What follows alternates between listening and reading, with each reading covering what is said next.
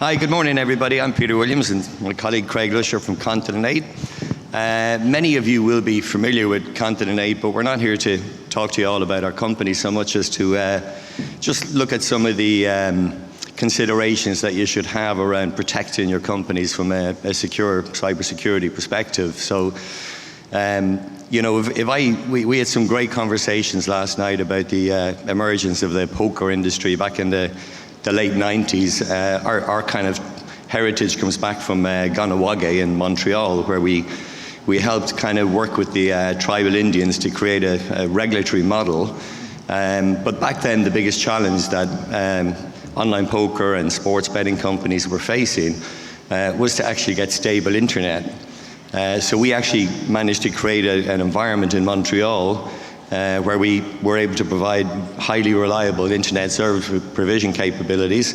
And you know, we ended up working with the gaming industry for 25 years ever since. So we have seen so much in this industry from a security perspective. Back to the old days when your biggest problem was just actually having an internet access. Then there was the emergence of DDoS attacks.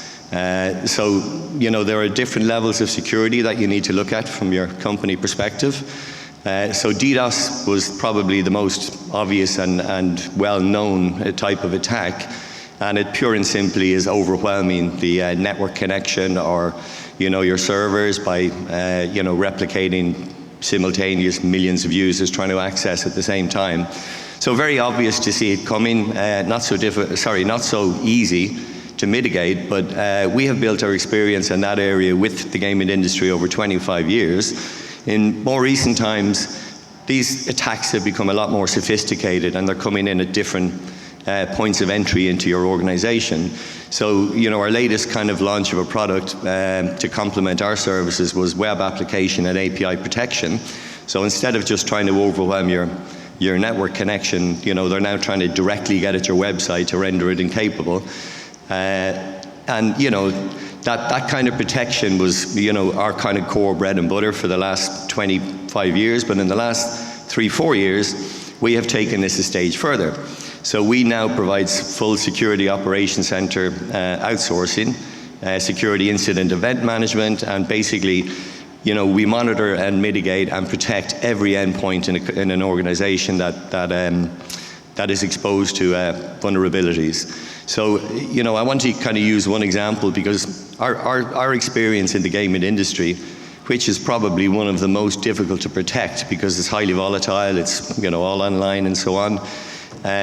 But our experience and knowledge that we built, you know, in this kind of arena with the gaming industry has seen us branch out into other verticals. And I'm going to use one example here of a client based here in Manila, or in the Philippines, should I say, which is Philippine National Bank. So it's the largest bank in the Philippines. And, you know, I'm proud to say that we are their security partner. But to give you an example of what you have to deal with from a company perspective, so every single month alone, there are more than 20 billion incidents generated, or events, if you like, generated in the monitoring systems of Philippine National Bank. Now, of those 20 billion, you kind of have to look at these and go, well, you know, am I going to have the right level of staff to resource this? Do I even understand the, you know, the environment well enough to know what I'm looking for? And, you know, that kind of thing is not so much an investment. It can only come with experience, something that, you know, we have integrated a third-party company, which is now fully integrated into Continent 8. They have over 25 years experience of doing this, right, with the very top guys, Amazon, Oracle, IBM, all these type of companies. So how they actually handle this is they will have their own internal security people, right? Now, are they skilled and knowledgeable enough to know and how to recognize out of these 20 billion events, which one they need to look at more, which may pose a threat, and which ones are a real problem? And this is the biggest problem, is that companies now feel that they're protected by maybe buying glorified antivirus software, whatever it might be. And, you know, they have this belief that they're fully protected until something happens. And, you know, if you can't recognize what you're looking for example, zero-day threats, which means nobody's ever seen this before, you need that kind of right level of skill and knowledge. So, you know, how the Philippine National Bank's system works is a full outsource to Continent 8, thankfully. But we would take maybe of those 20 billion events, we can identify that maybe only about 200 or 300 need further investigation. And following that, we can identify that one or two need immediate action, and maybe one of them is a real threat. Now the problem is that we can do that in literally a matter of minutes because of the platform that we've created, which is entirely our own over all those years. Our staff have the knowledge to look at it, our security operations staff. But if you're not aware of how to mitigate this, and you're not able to retain and attract that level of security staff in order to understand and mitigate this, it can only take one out of those 20 billion can be the one that could take there in your organization.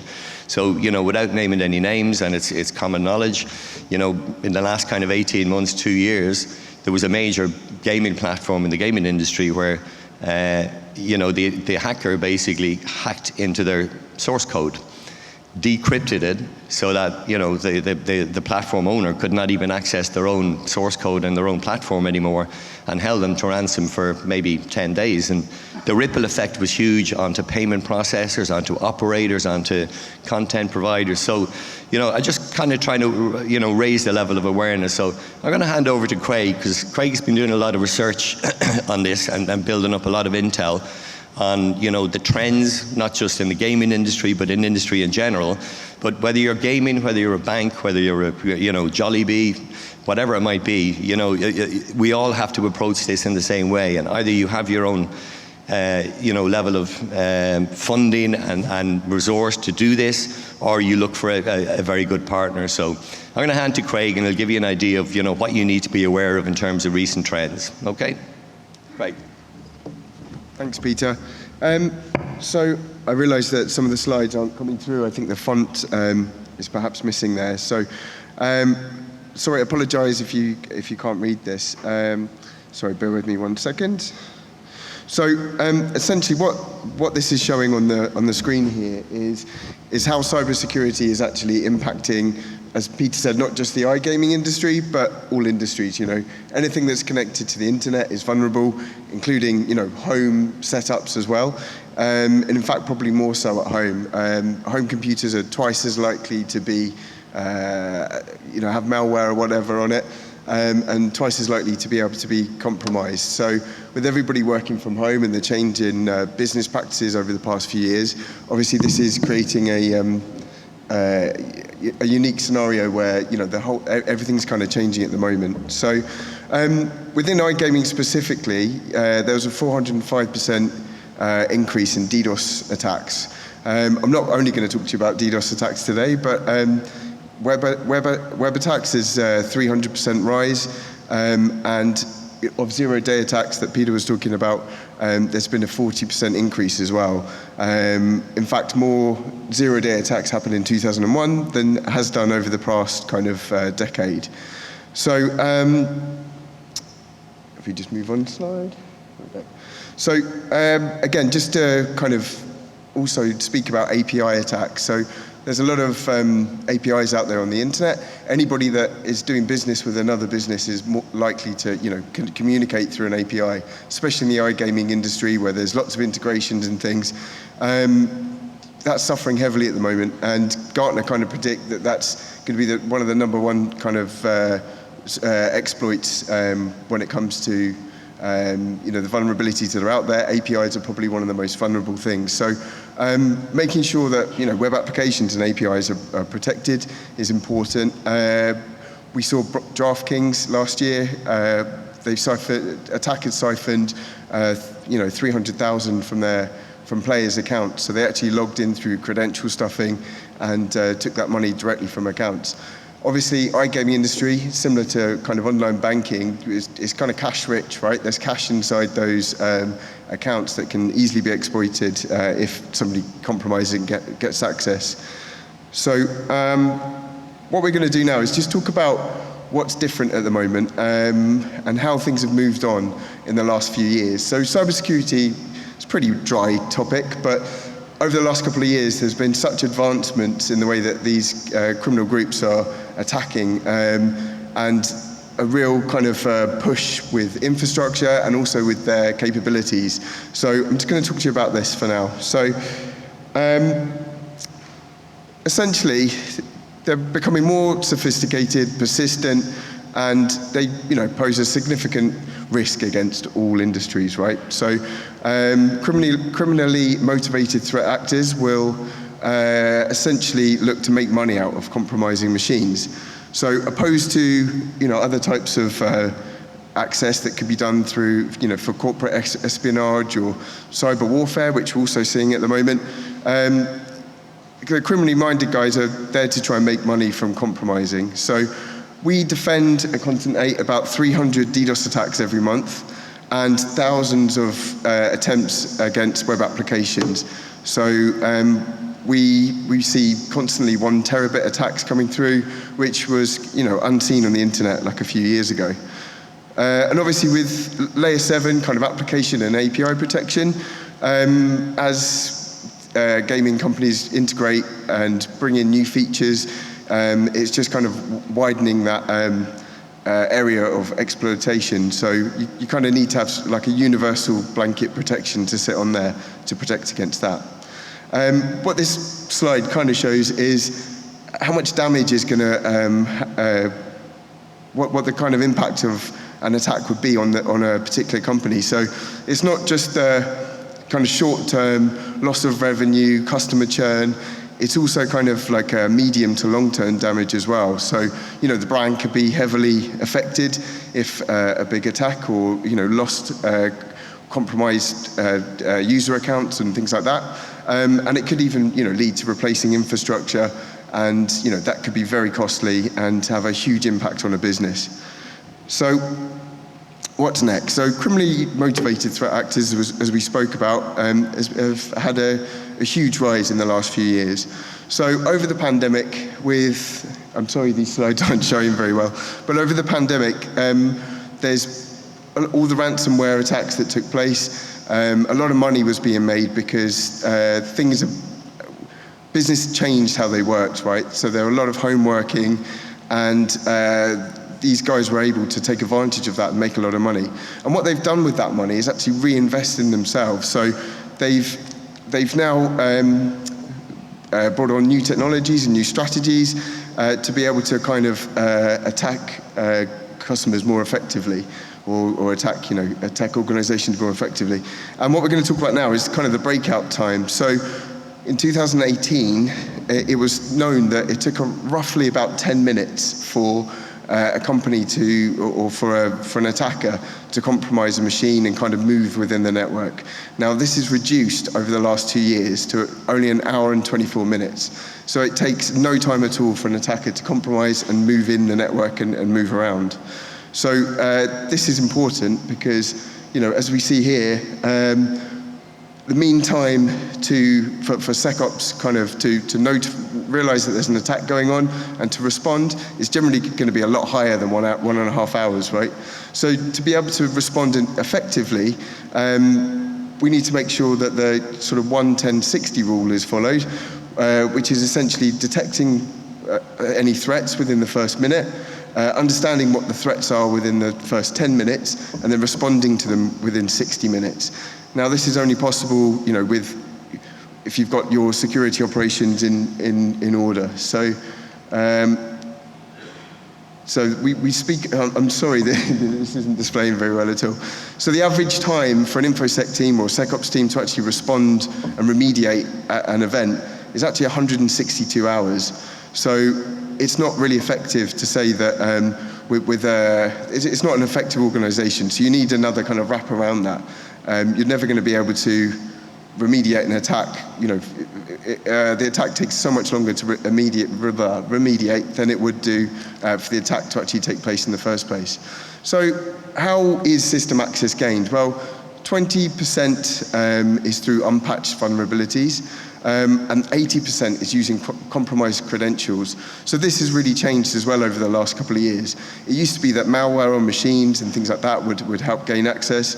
But now, social engineering and that kind of, or even kind of loss of passwords and people writing things down, that's now become the kind of main way, and through brute force attacks as well. So also using compromised credentials would mean actually there's nothing wrong in terms of the system. So most systems will see a genuine user, and obviously it'll be harder to flag, right? So it takes, in fact, we'll move on to that in a second, but yeah, so 94% of organizations have actually experienced a data breach, and 79% of those were actually in the last 2 years as well. So web applications, with the iGaming industry alone, in 2020, 4% of attempts on web applications were actually from the iGaming industry. So it's at a huge cost. So the average cost of a data breach, the average cost is 4.35 million, and that doubles to kind of nearly 10 million in the US. So that's a huge thing. Initial access brokers is also a new form of cyber criminal that's kind of come about in the last few years as well. And what they essentially are is they gain initial access, like to a system admin or something like that, and then sell those accounts on. So, imagine you're a burglar and you're going to burgle someone's house, or imagine a burglar that's going to burgle someone's house, not imagine you're a burglar. And what they would do is they would have a look and kind of see when you're home, when you're not home, understand your kind of patterns and what's changing over, and realize kind of the most opportune time to break in. And then they, instead of actually breaking in and robbing the place themselves, what they would do is just hand the keys over to somebody else and let them go on and rob it. So this is happening all the time in the cyber world, right? So the initial access brokers will gain the credentials and have kind of administrative rights and sell those to other organizations that will actually kind of rob the systems, okay? So yeah, the market's looking around kind of £8 billion in 2022, and it's estimated the access broker market will come up to around 30 billion by the end of the decade. So standard users are kind of sold at around $1,000, but admin accounts and things like that, $100,000 upwards these go for. So again, it takes on average around 250 days for a legitimate user that's been compromised to actually find out that there's actually been a problem in the first place. So it can take a long time to realize that there's somebody inside your systems. So attacks against the cloud infrastructure is also something that's risen over the last kind of year or so by 288%. So misconfigured storage buckets and things like that, and inadequate security is how systems are compromised in the cloud. And what attackers do is create kind of shadow VMs. So they create a whole separate system and infrastructure within your system and move data around without you even knowing about it. The thing is with cloud systems is that there's a shared responsibility for security, right? So you have you're responsible for your own security, but then also you're trusting the cloud partner to actually have security in place too. So the likes of AWS, etc. And you're not fully in control of your systems. So also common cloud-hosted apps such as email and Active Directory are usually broken into first and used as kind of a jumping point to move around into different systems. And so how does this all kind of fit together? So vulnerability chaining, so that's kind of a new thing that's coming around at the moment as well, whereby everybody's kind of concerned with big vulnerabilities and big problems, and and how to kind of compromise systems using that effect. But what the attackers are doing right now is chaining together some of the really small vulnerabilities, 2 or 3 of them together, to make one vulnerability on its own and one exploit won't have any effect. But if you chain them all together, then actually you can get full access to your systems and things, and it's a lot harder to detect as well. So by vulnerability chaining is important. and is something that's really prevalent at the moment. Living off the land, as it's called, is essentially using tools that are already in the system, and not putting in special kind of like hacker tools and things like that. And that allows people to kind of sit under the radar as well and move data around and whatever they need to. So again, with shadow infrastructure, data is easily kind of exfiltrated, and corporate funds can be moved, and the attacker makes a lot of money. So, so what's next? So, moving into like the next couple of years is really going to be a huge impact. I mean, we've already seen that there's a lot of new kind of motivations and new technologies, and there's been a lot of movement into reducing breakout time. So how's this going to change? I mean, using AI, chat GPT, etc., for social engineering, you can actually have a conversation with somebody that's not a person and really, push heavy sales tactics essentially to get them releasing their credentials. You could pose as, the head of your company, the CEO or something like that, using deep fake kind of examples as well, because you could appear to be somebody you're not, either with voice or with video. And obviously, phishing attacks are very easily exploited using kind of AI and what we have there. So auto hacking as well. So essentially, you could set up systems to just scan your web application or whatever you may have, and kind of pick through and find out where the main vulnerabilities are without even having to do any of the heavy lifting yourself. So yeah, I mean, it's a really big changing landscape right now, and the shift to AI and everything that's happening in the next few years is going to really change security for sure. And we've all got to make sure that what we do to keep on top of it is awareness, really. So everybody needs to be aware of what's going on and what the problems will be. So, yep. So that's me. Thank you.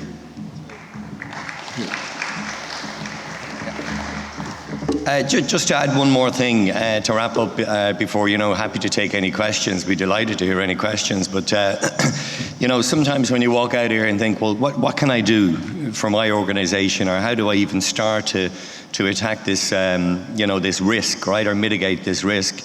And, what I would recommend, irrespective of who you work with as a security partner, whether you try and build it internally, partner, or maybe entirely outsource, all of which is, available from somebody like Continent Aid, is that, the first thing you have to do is figure out where you are weak. And Craig mentioned the vulnerability side of it. So, a common approach would be to go and seek a vulnerability and penetration test. So you would have, security experts. I mean, essentially, they're hackers, right? And the hacker will actually go and actually try and attack your environment without creating any damage, but they will expose all the weaknesses. So, this is kind of, internal knowledge from Continent A's perspective and internal experience. But when we first branched into this whole security incident event management and the SOC side of it, and launched this capability in our own company, we turned one of our security experts inwards towards our own network and our own systems and all that kind of stuff. And initially he turned up so many different vulnerabilities, but the figure was actually 11,000 which needed to be addressed, which I'm happy to say we have addressed now and we're on top of it. But at the time we were oblivious to the fact that there were 11,000 different possibilities of our data being breached, or systems being hacked, or God forbid, in the early example, even stealing our source code and blocking us from it, which was could be catastrophic and finishing for a company. So a VAPT, or a vulnerability and penetration test, is something I would recommend every company tries to do as soon as possible, if not already done.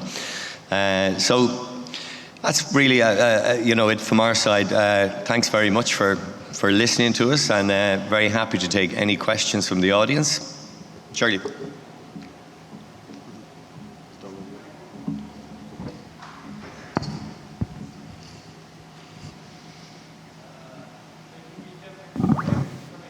Here.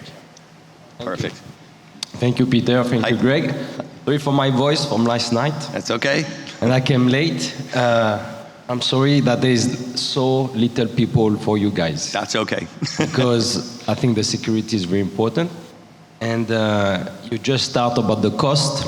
So yes, for a small enterprise like me or big one, I don't know what is the minimum of cost you have to start with. I'm glad you finished on the AI because that was my first question.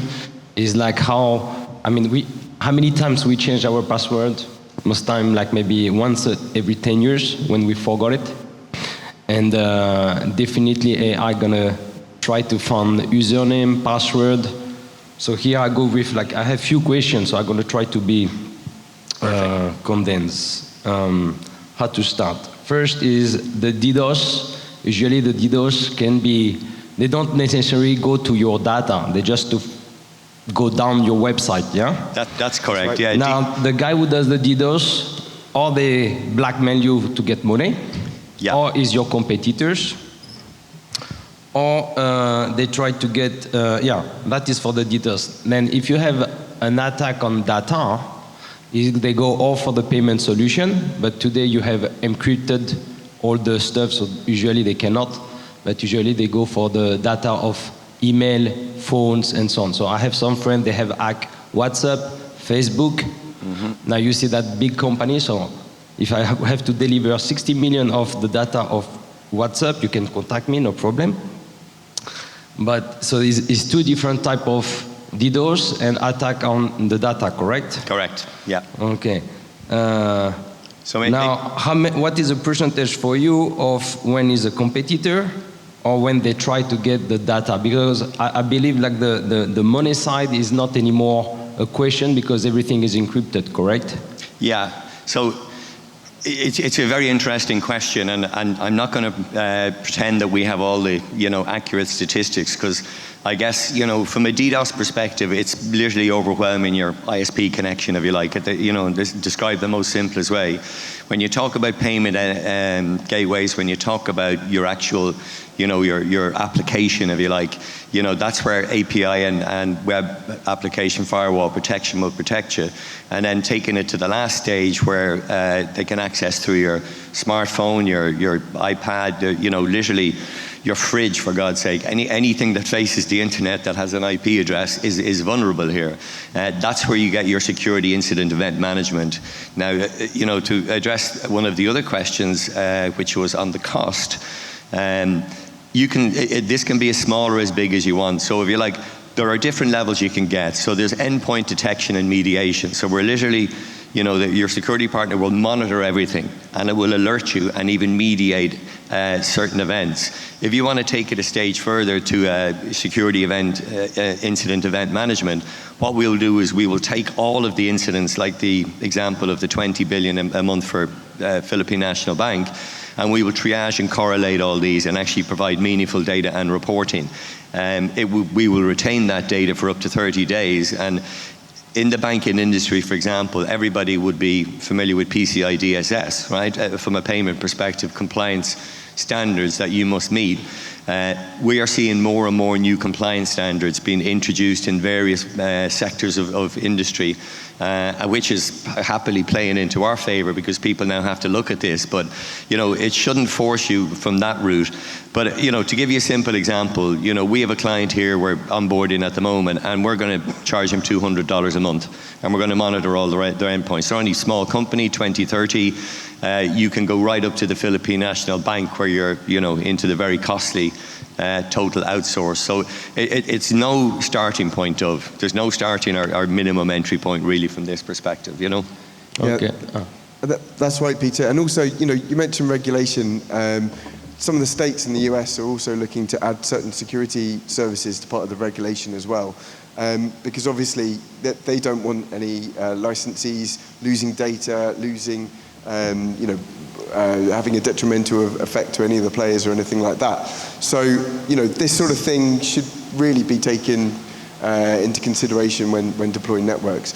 But also it's partners that you partner with. I mean, we mentioned the payment processors and things like that. they're heavily relied on, and if even they're attacked, that's going to stop your website from performing as well. So it's not just your own kind of setup, it's all the partners that you deal with as well. Yeah. And to address the other question about the trend in terms of, are they looking for a Bitcoin? Is it a competitor trying to pull them out of business? If you're an organization and you become vulnerable and you're compromised, you actually don't want your client base to know. In fact, you don't want anybody to know. It's bad advertising. It presents you as somebody that's not, operating in a stable platform. Having said that, we do get a lot of insight into it. Probably not enough to give you a trend around a percentage, Dove, but most of the time it's, amateur hackers looking for a Bitcoin. This is usually the kind of thing we see. You always recommend nobody ever pays a ransom because, if you think about it, he asked for a Bitcoin, you agree to give him the Bitcoin, and as a result of that, he's promised not to attack you anymore. But when's the last time a hacker or a criminal upheld his end of the bargain? It's not like you have a contract with them, right? They will come back. So yeah, and did I address all the questions, Dove? I have more, wait. Okay. So if I'm correct, we can say like the DDoS usually is like a competitors, yeah? Because the cost of the DDoS attacks is between $50,000 to $100,000. Maybe that was maybe 10 years ago, maybe now is lower, but you don't do a DDoS attack if you don't know the website or you don't care about that website, correct? All you actually need is an IP address to target a DDoS attack. Now, something as simple as this, you can go on YouTube and you can see DDoS attackers advertise the service. You can spend $50 and attack a company, and it can have a catastrophic effect. But in terms of how you measure the cost of that, well, if you're in production, you're, whatever betting company, sports betting company, if you're off the air for an hour, you can measure how much that's going to cost you from a lost revenue perspective. So that's normally the loss.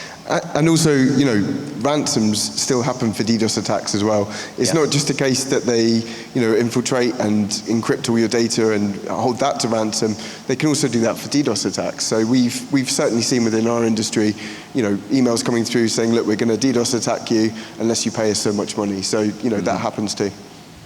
Regarding the data, did you talk about the QR code? Like I know some guys was like, putting a sticker on top of the QR code every time when you go to the shop during the COVID, and basically they were logging to your phone. By chance, if this phone has access to a certain website, then they have an entrance. So did you know what was the percentage of, like I know like in Indonesia, they have hacked the QR code of the health, blah, blah, blah. Maybe they went through that way, like putting a sticker on the door and the hacker can have access. Do you have like some track of this around the world or not?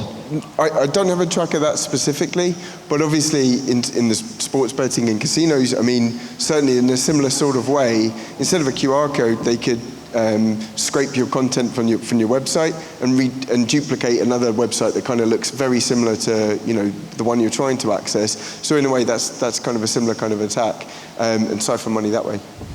And one last question.